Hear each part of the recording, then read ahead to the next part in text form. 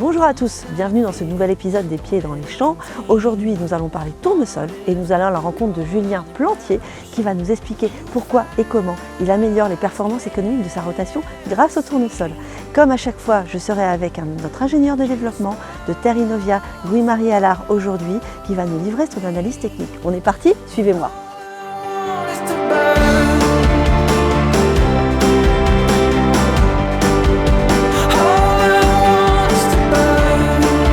Bonjour Stéphanie. Merci de nous accueillir ici. Avec grand plaisir. Donc à la Chapelle-sur-Heureuse dans l'Yonne.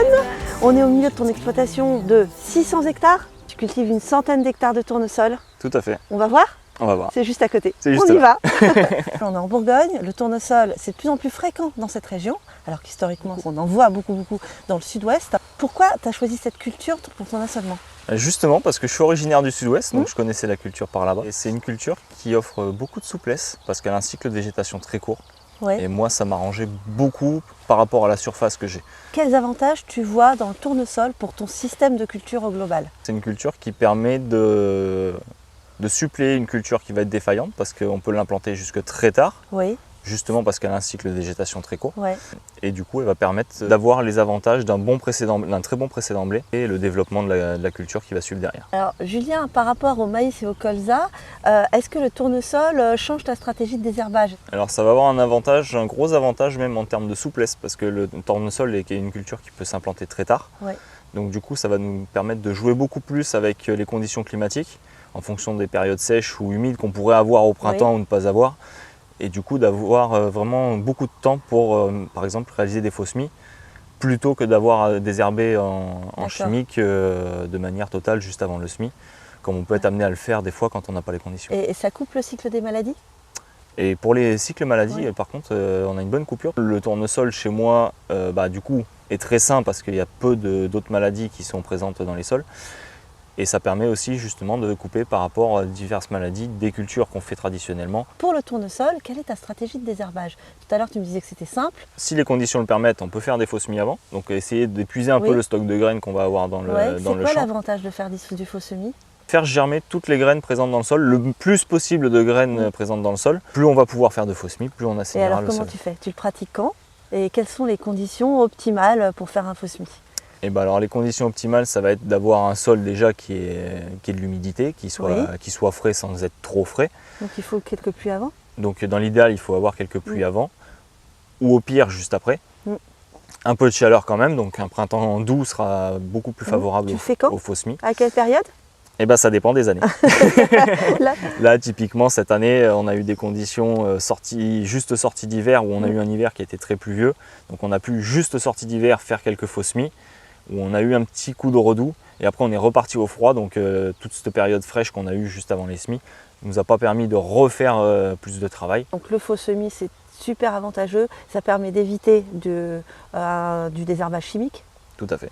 Ça te l'évite à chaque fois? Non, clairement, ça va vraiment dépendre des conditions. Typiquement, on peut avoir des conditions qui sont bonnes pour un faux semis, qui ne seront pas forcément bonnes pour le travail qu'on va faire derrière pour détruire. Et là, auquel cas, on aura fait lever beaucoup de choses qu'il faudra détruire absolument de toute façon avant la culture. Ouais. Alors Julien, parlons toujours d'implantation. Une étape essentielle dans la réussite de cette culture, quel type de semoir tu utilises? Alors moi, pour ma part, j'utilise un semoir de semis simplifié. Tout simplement pour des raisons de débit de chantier parce que j'ai quand même 100 hectares à semer cette année, tu vois. C'est plus pratique. Et pour moi, en fait, j'ai pas de semoir de précision capable d'avaler cette surface-là dans la période impartie.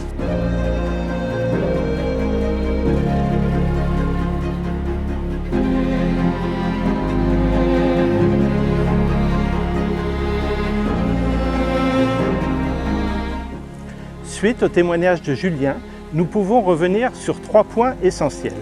Tout d'abord, en termes de désherbage, avec la pratique du faux semis. Nous avons vu que cela pouvait alléger le désherbage dans la parcelle. C'est une pratique qui peut avoir toute son efficacité sur des fleurs envahissantes telles que l'ambroisie, la mimajus ou la renouée liseron. Concernant l'implantation, nous voyons les limites avec l'utilisation d'un semoir céréales. Nous avons ici des plantes avec des stades très hétérogènes. Avec l'utilisation d'un semoir monograine, nous aurions eu une homogénéité au niveau de la profondeur de semis des graines. De plus, en termes de vitesse, il ne faut pas aller à des vitesses très importantes, 5 km/h est le maximum. Il existe tout de même des semoirs monograines nouvelle génération pour lesquels on peut dépasser les 10-12 km/h sans souci. En termes de fertilisation, un couvert à base de vesse et d'avoine a permis à Julien de ne pas mettre d'azote sur cette parcelle de tournesol. La culture a en effet des besoins très modérés en azote, ce qui est très important dans le contexte du prix très élevé de l'azote actuellement. Alors Julien, pour finir, si tu avais quelques conseils à donner aux agriculteurs qui se posent la question d'implanter du tournesol ici en Bourgogne, qu'est-ce que tu leur dirais? Je leur dirais que chacun a des terres différentes, qu'il faut essayer.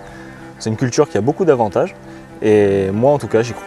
Merci beaucoup Julien de nous avoir accueillis ici. Merci beaucoup, c'est un plaisir. Alors Louis-Marie, que penses-tu de la parcelle de tournesol de Julien? Écoute, franchement, c'est très prometteur. Il y a du potentiel sur cette parcelle. Et économiquement, ça devrait être une parcelle, une culture en tous les cas, qui va libérer beaucoup de marge sur l'exploitation. Merci beaucoup Louis-Marie pour tes précieux conseils.